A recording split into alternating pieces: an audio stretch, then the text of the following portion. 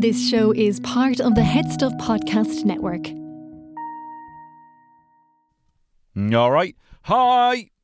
How you doing? You well? You well? You will? She will be loved, and she will be loved. Imagine calling up. Imagine cooking some lad. You know, hooking up with this bird, and then giving him a call, being like, "Yeah, don't you worry, pal. She will be loved, and she will." What are you doing? You fucking clown. I'm out there singing Maroon 5 to this fella. I'm out there singing Maroon 5. That's what I do. I'll ride her for free. I'll shag her for a fiver. I don't know what I'm talking about. And I'll sing Maroon 5 for free as well. No, but look, how are you doing? Are you good? It's I tell you, it's you know, the sun is splitting the stones. I'm not stones, right? The sun is splitting the stones right now, but it was pissing down. I got wheelie vans outside, blown over. I said, can we not do something about these wheelie vans? They're constantly blown over. Can we put a hole in the bin? No, would that not add to a smell? But my bins are blown over, can't tell you. You shouldn't be able to approach me. That's not my job. I don't know what you do, Kionkulya. I don't know what you do. But anyway, I said this to my cousin Omar, and he was in South Africa, right? And he was having wine, and there was a bunch of wine connoisseurs around. And he's like, they were talking about loads of wine shit. I didn't really know. I know a bit more now. And then I was like, yeah, but hi. I mean, I'll Dundalk on them. I said hi. No, I said hi. Yeah, but like, you should have just been, yeah, I don't know anything about wine, but name me 5 Deftones songs. And you can't say My Own Summer, right? You can't say fucking School, and you're not allowed to say My Own Summer, right? And you're not allowed to say Be Quiet and Drive, right? So name me 5 songs that aren't them. Go. Can't do it. You know, and I was, I don't know what that, you know, I was just thinking, there was a while, up until my mid-30s, I thought I was dumb because I didn't know what a Count Collier does, specifically. But I don't have the interest for reading the newspapers, and I don't respect any politicians, really. So, I mean, a few of them maybe. The ones that pop up in my old feed, you know what I mean? Maybe Holly Cairns, something like that, popping up in the feed, saying, that sounds exactly how it should be, you know? Don't even know what voice I'm doing here. Seems like, you know, all right. Whatever sounds amazing that is probably practically impossible, given the infrastructure, hook it up to my veins. I'm voting for that guy, or gal, or NB, right? But I used to always think I was dumb, but I'd be like, yeah, but I know the names of a lot of actors in films. Do you know what I mean? I know a lot of music. I could name you probably 50 X-Men. You know, so we all have our own. So I was saying to my young fella, inspired by this thing that I said to my cousin, something amazing I said. I said again, is what I'm saying.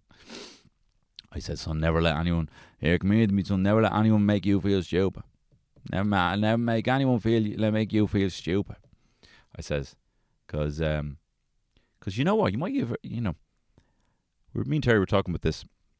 We want our children to be quite inquisitive and curious, and to ask questions when they don't know something without feeling like someone's going to rinse them for it.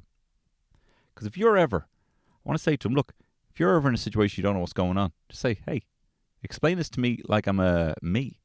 Explain this to me like I'm a actual coming up on 4-year-old. I don't know what you're talking about. You know, I remember being in, I said this before, my old sales director, Jack. You know, he didn't have a lot of lingo, but he had great ideas, and he was a great motivator of people. But he'd always been, you know, in the office with the dev people, and they'd be kind of saying all these things and saying all these kind of like, I don't know, SEOs and search terms and all this stuff, and he'd be like, okay, what does that mean exactly? And I'm going to write it down so I don't forget. And I always thought, oh, that's a real fucking power move to be like, I don't know what that means. Hey, you haven't actually explained. Actually, it's you who's the silly Billy. You haven't explained it to me so I can understand it, so you're actually dumb. So I want him to ask questions, my young fella, and my daughter as well. And to be ready, I'm going to say this to him when he's old enough and he'll cop it. Never feel dumb. You know a lot about other stuff, you just don't know about this. Don't ever let anyone make you feel stupid because you didn't read the same thing that they did. Do you know what I mean? I'm reading a book about the Donner Party now. I'm not going to be like, hey, give me the name of the pass they went on. Give me the name of some of the other passes that were unsuccessful for some of the parties traveling over the fucking Rockies or whatever. I haven't got to that part yet. I don't know what happens. Do you know what I mean? You're not going to be quizzing people on something you just found out about. That'd be a dick move to do. So if you don't know, just ask a question. But you might get someone, and this is the funny thing, this is actually something to look out for. This is a beautiful little nugget. It's like catching a little leprechaun. If you ask a question, wait for someone to say, oh my God, you don't know. Because what they're really saying is, this is all I have, actually. My knowledge about this is actually all I have. You know, you don't know what an SEO is. I'm like, no, I don't, actually. Could you explain it to me? And I'll write it down and I won't forget it. They're really saying, this is my knowledge, this thing's all I have. Oh my God, you don't know what Super Saiyan means. You don't know what Super Saiyan means. It's a Dragon Ball Z thing. So no one's ever been made stupid just because you don't know. You know, and look, I don't know what your knowledge is, okay? It might just be having a pretty good idea of what the best things are to look at being crushed by a hydraulic press. That might be your full, I'm sorry if it is, oh my God, you're fucked. But, hey, you know more about seeing things crushed. Tom, you know more things about things being crushed in a hydraulic press than anyone here. Thanks, sir. No, you do. For example, what happens if you put mala under a hydraulic press? Well, if it has holes in it, it'll probably go through the holes, and if it doesn't have holes, it'll probably scoop around the outside. See, Tom? No one else here knew that. What about if you put a glass marble on it? It'll shatter and it'll go bang. There you are now. What about a load of grapes? Well, if it has holes in it, they'll spurt out on the top. Brilliant, Tom. Brilliant. Now, you go home and you tell your man that. You tell your man that you're a genius. You tell your man that you're a genius. Things that get squished in a hydraulic press, all right? So, you look, we haven't all had the same upbringing. We didn't get the same course. We didn't get the same designated books to read, right? So maybe your thing is knowing what really happens when you say cheese and die. Do you know what I mean? In Goosebumps, for example. Even that is too hard for me. Was too hard for me to read. Maybe things are different now. I was thinking this as well. We went to go see a magic show. And I always want to be a magician. I was thinking about fucking David Copperfield. Went to go see David Copperfield live in the Point. And this man, wearing the weirdest looking fucking jumper I've ever seen in my life. The sort of jumper that, if he didn't have wires under there, he had a bomb because it was fucking huge. He had something under that jumper. Why are you wearing this big jumper? I know there's kind of wings on it. But either way, he flew over our heads. You will believe a man can fly. And I believed it. My dad was. I've always been obsessed with it. I've always thought it was the coolest thing ever. And then when you meet girls, you realise it's not. And girls don't like magic. And that's a shame. That's a shame. But I think it's just because girls don't like to be duped. You know? They don't want to be... they're like, well, what, you know... Yeah, I get it, no, but what is it? Like, what is actually going, you know? Boys have this kind of confidence. You're just kind of walking around aimlessly, you know? Not looking really for, you know, I don't know, making grand assumptions here. But I have found that most girls I know don't like magic, and most lads do. Remember seeing a sleight of hand magician before, pissed down by where they have all those boats along the Thames in London. And this lad came around and started doing magic. And the most amazing trick ever we ever did. I've talked about it before because it blew my mind. We were right there. And he was doing all these card tricks. He was guessing everything. He was making the cards fucking fling out of the top of the deck. Exactly the one that we picked. There's no way I told you exactly when to stop, so there's no way you could have sleight of handed this shit. Because I was watching very closely. He was like, tell me when to stop. Stop. How would he know? Right? He looked at the card, and I was looking very closely. Whatever. King of clubs. Puts it back in the deck, blah, blah, blah. Flick, pops out the top, king of clubs. Then he did all these tricks, and then at the end, he goes, and also, while he was doing the tricks, he was like, see, look at this card. I'm also a dealer. Anyway, he was basically trying to sell drugs at the same time, but it was woven into the whole act, you know. And you might say to me, you know, I've seen this trick before. I'm a dealer, by the way. How are you going to show it differently? And we're like, am I hearing what he's saying as well? Because that'd be amazing. We're like, yeah, I'll buy some fucking weed off you as well. That'd be incredible. But anyway, at the end he goes, puts the card in my mate Zach's hand, right?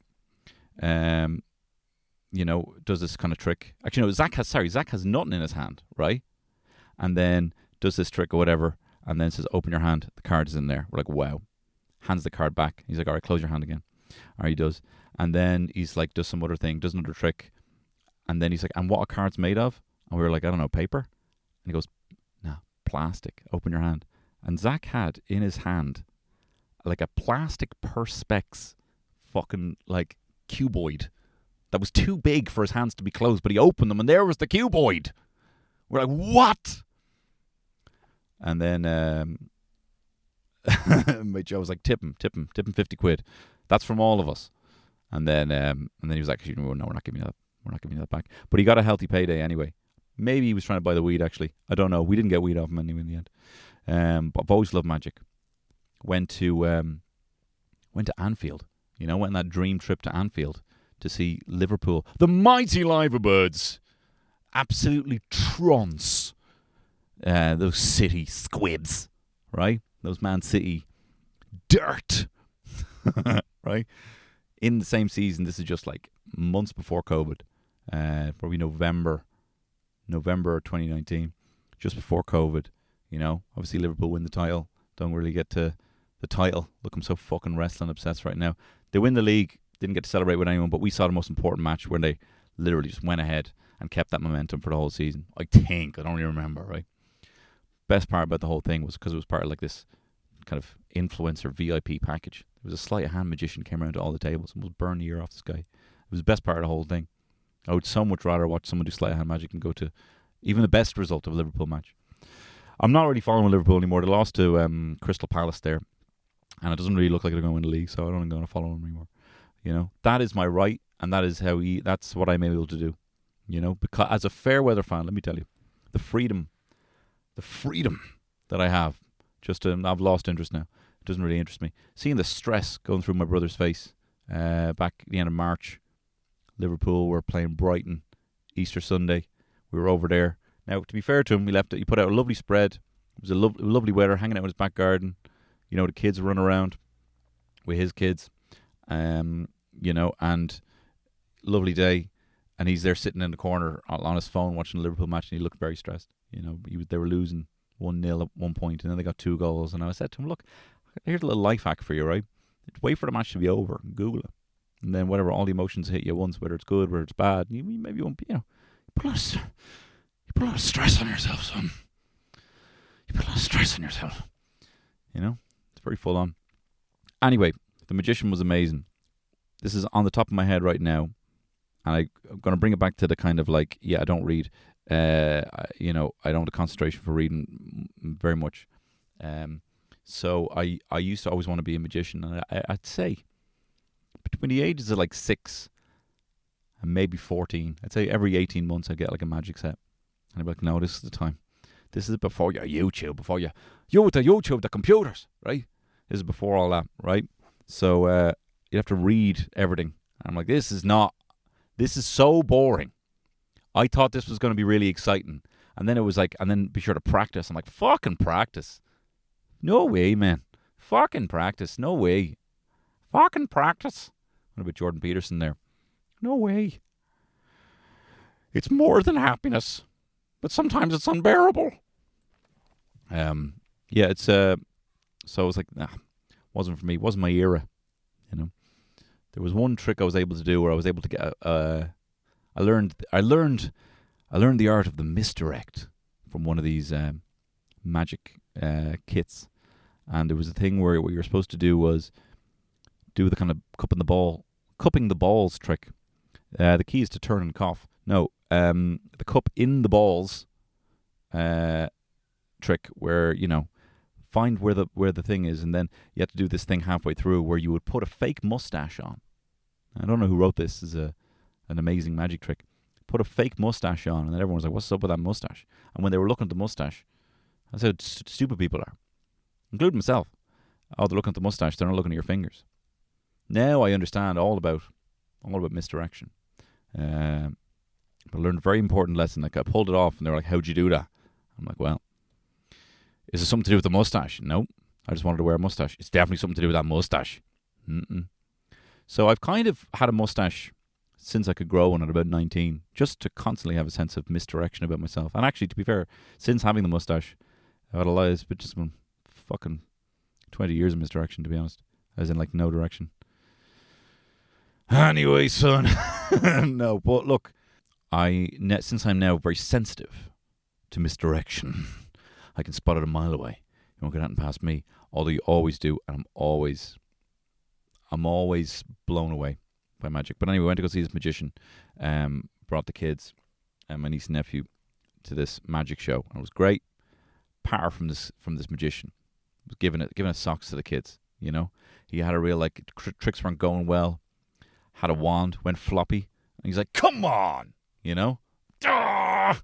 Kids love that shit. Being like, "What a fucking loser!" They love it. Oh my god, what a moron! Fucking wand went floppy. I tell you, I hope you want to get a couple of blueies for that. I wanted to shout at him. "Hey, mate. Well, you can buy something for that in the pharmacy. Might sort you out." I wanted to shout at this guy. I want to say poor man, but he was actually fucking holding the attention. He was great.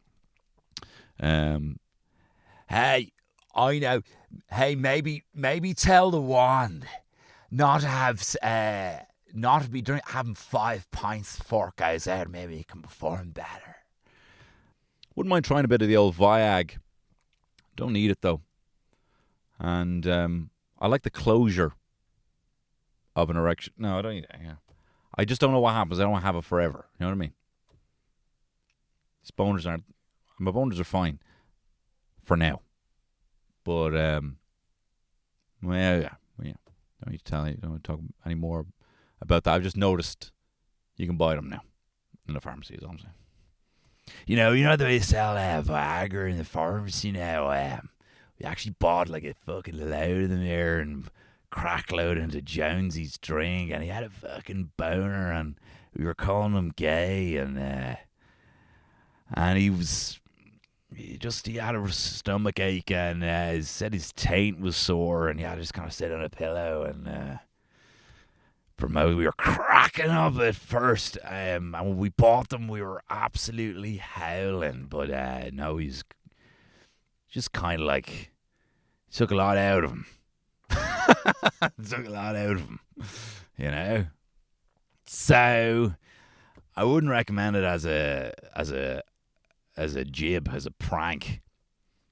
Anyway, what I'm saying, the magician, he was good, but I couldn't. There was a few things I didn't know how he did it, and there was a bit with a robot. Let me tell you. It was probably the robot costume, well put together, but probably cost me like 50 quid. Boxes, tin foil, very well sellotaped together, cool helmet, cool costume to be fair. A robot walked out onto the stage, and he's like, "I'm the magician," and then the magician goes, "I'm the magician," and the kids were fucking howling. Like, what? So sometimes we just figure out the pattern. It's so easy. I'm the magician. I'm the magician. Come on, that kind of thing. What? They love a good bit of that. But then I think the robot kind of overshadowed him a little bit, because then the kids were like, "Where's my pig? This is great. I'm loving all this. There is literally floating objects. There is things done here that could not be done with wire work. it's impossible because he's doing them in the crowd. This is actually amazing. But I got to get more of that robot, man. I got to see more of that robot, bro. A little nuisance popping up. Popping up not supposed to be there. That's absolute fodder for a child. They love it. But I, as a master of both unlocking and misdirection, I was kind of like picking up exactly how he was doing some of the tricks, I don't want to spoil anything in case you go see him. His name's Joe the Magician. Fantastic. Great for the kids. But I was saying that to Terry there, and I was like, see, I know exactly how he did that. And she goes like, no shit. It's a child's magician. And I'm like, I don't think you actually do know. I think you're just saying that. I think you're just putting me down here. I actually don't think you do know. He did a trick, though. He's like, this is the most disgusting trick in the world. And it was just him kind of doing that, kind of like pulling the scarf out of his mouth loads. And I'm like, I don't know if I've ever seen that done with a butt. Probably would not be the best thing to do here. And I don't know if the children would appreciate that very much at all. But speaking of which, I think there should be, because what they are is they're little like, they're almost like little caps, like little tiny little rolled up, that shrinks very small, rolled up, little scarves or whatever. They're quite thin, but they look big. Do you know what I mean? And he was pulling it out of his mouth. And I'm like, I have never seen that out of a butt or a pee hole, a urethra. So you couldn't obviously do that. I would never want to see the urethra, but like, what if he was farting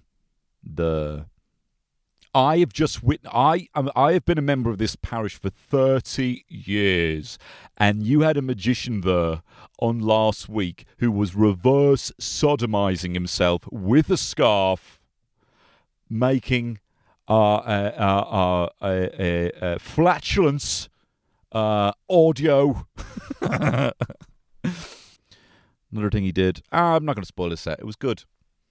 Made me hearken for the old days, man. The old days. This is you look at paths that you could have gone down, and there's a part of me that would have been like a peacocking, a man who wears feathers in a bar. Maybe even on my fucking head. I don't know. Maybe on my jacket like Brandon Flowers from The Killers, something like that. But very possibly I'd be wearing shiny gold cowboy boots, bet onto me jeans, a waistcoat, and a hat with feathers. Maybe even like Navajo. I might even be culturally be appropriate, but something pure peacocking, like literally peacocking. Maybe even having a pet peacock, going into a bar with a peacock, another peacock on my head, with Shawn Michaels' Intercontinental title around. Like this is the thing. Like if over my shoulder. Like this is if. Sometimes you need to be grounded a little bit. Do you know what I mean? It's great, the flights of fancy, but sometimes. And Terry's never told me what not to wear. Although she did tell me that I couldn't wear a title belt to our wedding, but she let me wear like a cowboy hat and a meatloaf. Like I was wearing a fucking cowboy hat. George Harrison's one that he wears in that amazing. John Lennon might even be rocking it as well. In that amazing Beatles photo shoot when they're all out in the tall grass towards the end of their career as a band. Had that velvet blazer and Meatloaf's kind of frilly goth shirt. I was like Gangrel, but a cowboy, And she drew the line then at me getting the title belt. She was like, I'm just, where are you going to put it? I was like over my shoulder. I'm like, that'll be a bit of an inconvenience. If you're holding a microphone, reading your speech, and you keep fixing the title over your shoulder. Be a bit distracting. It's a little distracting when you're walking around Bryce. Always just dip back into that Christian Bale outburst. Da da da da da da da, the background like that. What the fuck is that? We're doing it again. McGee, you got anything to say to this guy? I didn't see it happen. Well, I did, and it's ruined. Anyway, so like, I just think there's another path. You just need to be a bit grounded sometimes. Be like, Kevin McGarren said this before. No. Do you know what? Well, he has said this before, but you might be familiar with, who was saying bring back bullying?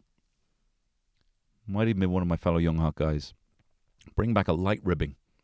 Just to like, hey, all for you being you. But what are those? You know? Or you know your man who goes around pointing at people's like counterfeit Jordans, the shoes that they got, you know, because they might have like the wrong logo, and he starts pointing at them, being like, "Oh, what the hell? Oh my God, yeah!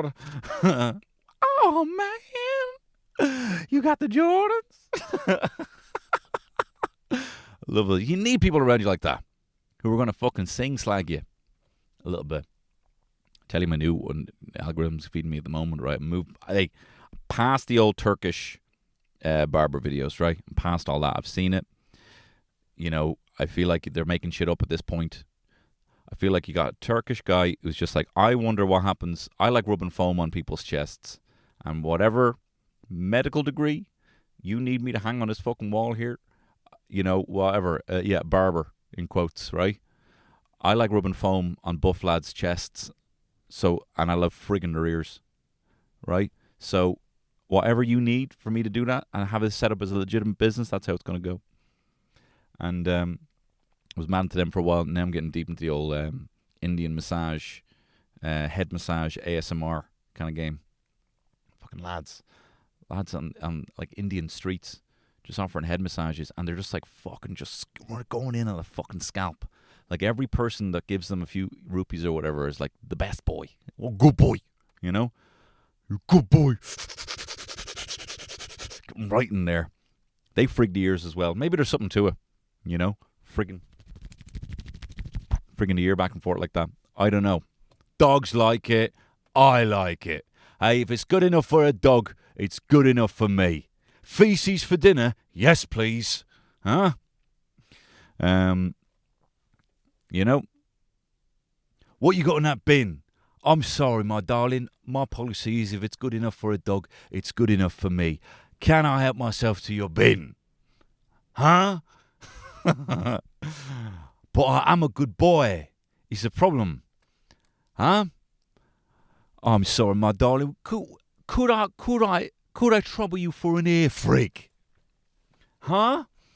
No, what was I saying? Yeah, so I'm mad into the old head massages. And then they do this kind of like just smacking lads in the head a bit.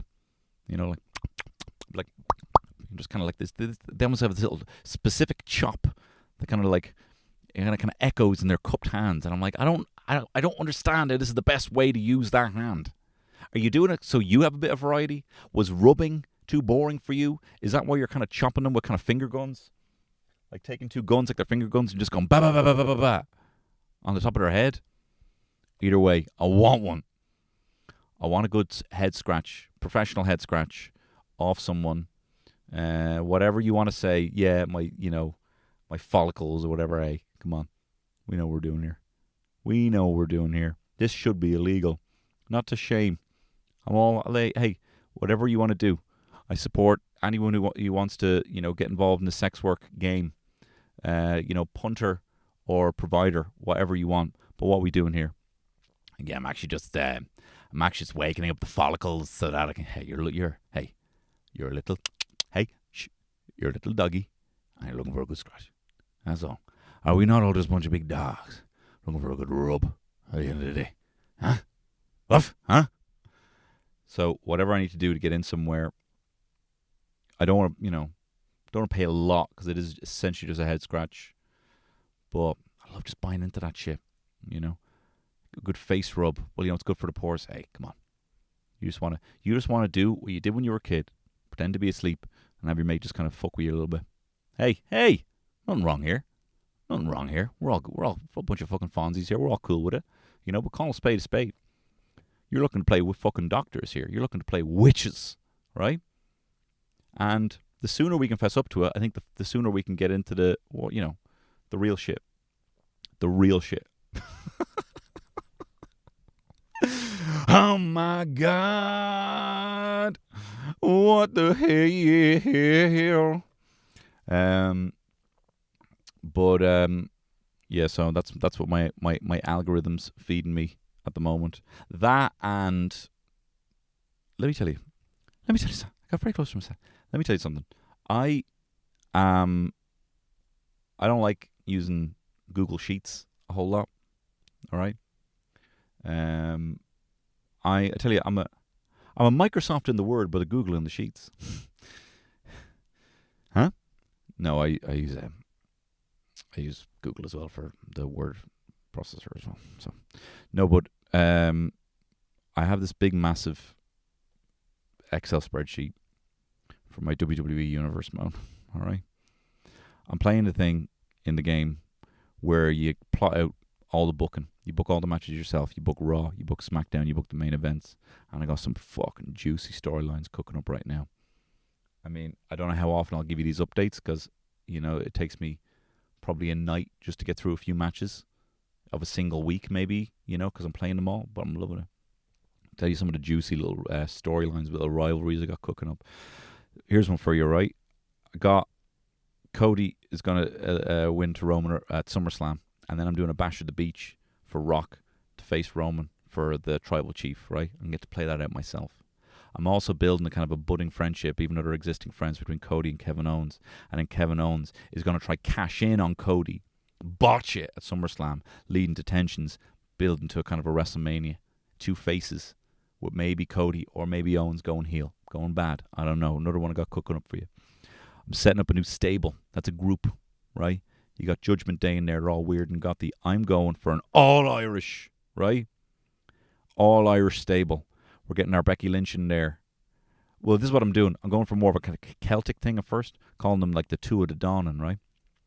Might call them the Fenians. Haven't quite figured it out. And it's going to be Becky Lynch. It's going to be Sheamus. And it's going to be Drew McIntyre. But then they're going to go up against Judgment Day. Finn Balor's going to go over to Two of the Dawning, betraying Damian Priest, setting up a rivalry there after his title. I'm going to give him the title. Going to give him the strap, right? Then I'm going to have him kicking Drew McIntyre out because he's not Irish, bit of a division within the Two of the Dawn. You're not Irish is something you might say. Then what I'm building to as well for the main event in WrestleMania, I'm going to have Mick Foley come back for a final death match. He's been talking about it for a while. He's in his maybe late 50s, maybe he's even in his 60s. He wants to do a death match, proper barbed wire, blood, explosions kind of match. It's how he cut his teeth as a hardcore legend.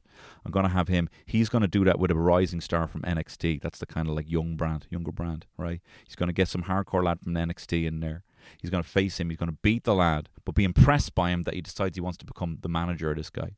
And then he's going to speak for him in the way Paul Heyman does for your Brock Lesnar's, for your Roman Reigns. He's going to go for that.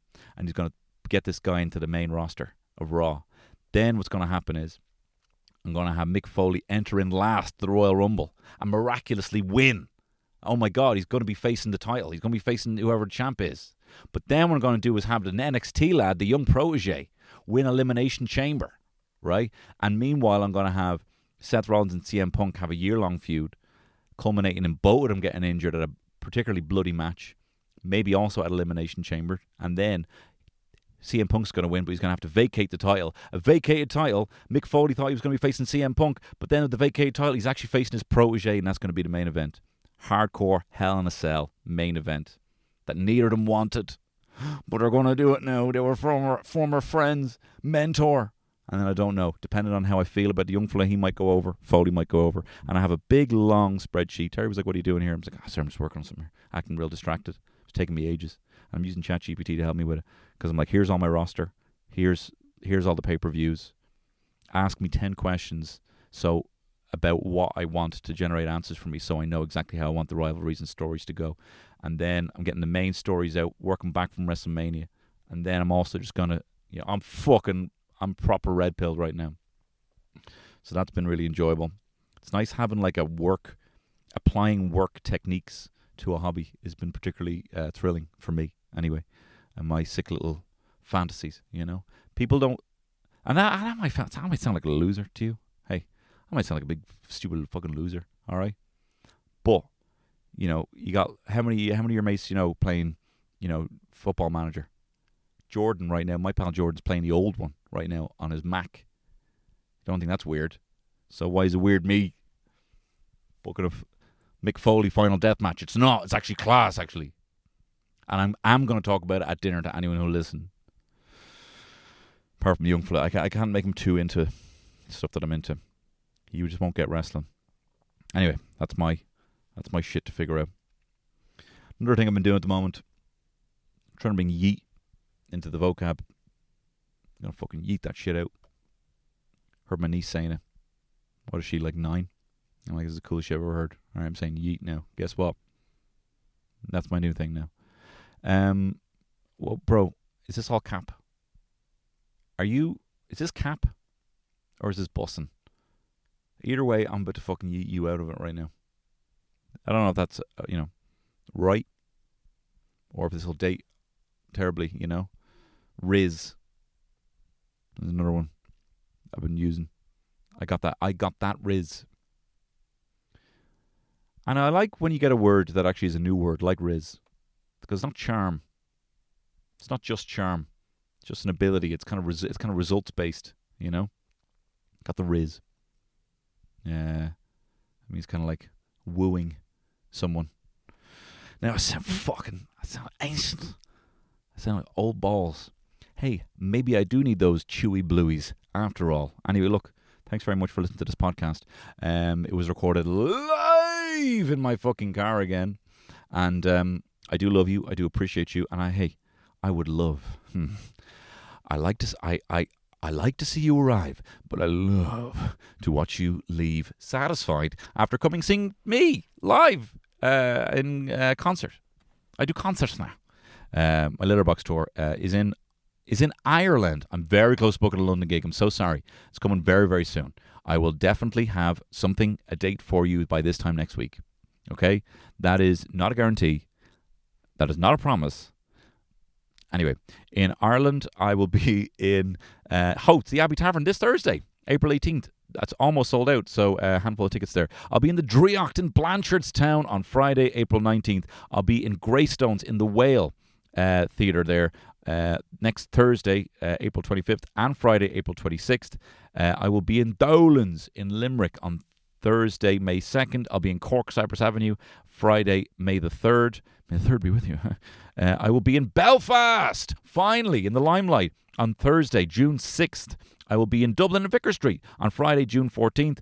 And I will be in Galway, in Monrose, on Friday, June 21st, with a London gig to be confirmed by this time next week. And hey, that is a Tony Cantwell might happen, right? Look, I don't know if you know anything about people's word, but mine's very important to me. And you may have an update from me within a week. Okay? Deal? Can we shake on that? Can we shake on this?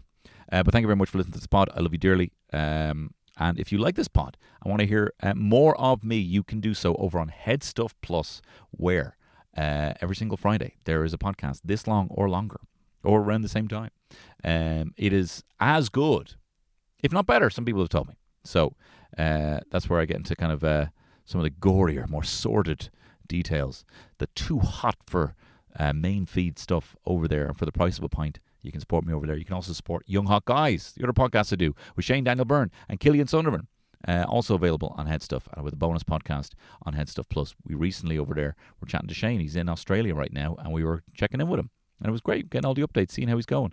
Doing a lot of good Australia material there. So if you're in Australia, you might particularly enjoy that. Also go see him live. Anyway, for me, that's me. Thanks very much. I love you. Bye. This show is part of the Headstuff Podcast Network, a hub for the creative and the curious. Shows are produced in association with Headstuff and the Podcast Studios Dublin. Find out more or become a member at headstuffpodcasts.com.